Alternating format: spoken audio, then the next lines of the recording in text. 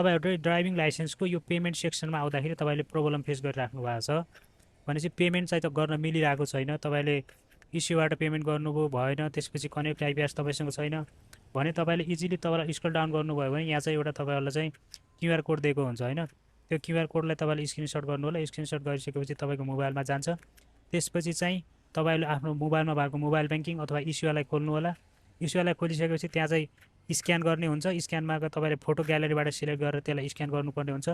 त्यो गरिसकेपछि अटोमेटिक सबै डाटाहरू तपाईँको अटोमेटिक फिलअप हुन्छ।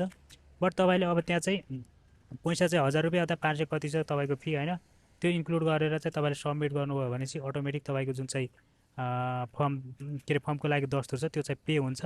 अब फर्स्टचोटि गर्दा हुँदैन भने कहिलेकाहीँ चाहिँ यसो सर्भरले गर्दा पनि हाई ट्राफिकले गर्दा पनि तपाईँहरू चाहिँ त्यहाँ चाहिँ पेमेन्ट गर्न नमिलिरहेको हुन्छ होइन। त्यसलाई चाहिँ रिट्राई गर्नुभयो भने इजिली तपाईँहरू त्यहाँबाट पे गर्न सक्नुहुन्छ।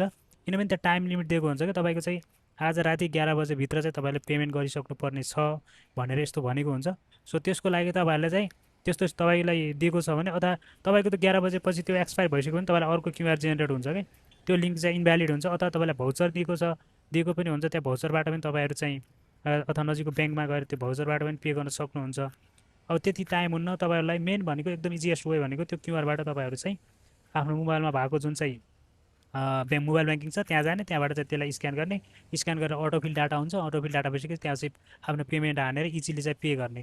यसमा डराउनु पर्ने कुरा छैन, किनभने यो फेसमा चाहिँ यो क्युआरबाट चाहिँ गर्न मिल्दैन कि भन्ने चाहिँ धेरैको मनमा जिज्ञासा जस्तो मैले देखेँ। So you don't need to afraid from that. So easily चाहिँ तपाईँहरू चाहिँ क्युआरबाट चाहिँ पे गर्न सक्नुहुन्छ।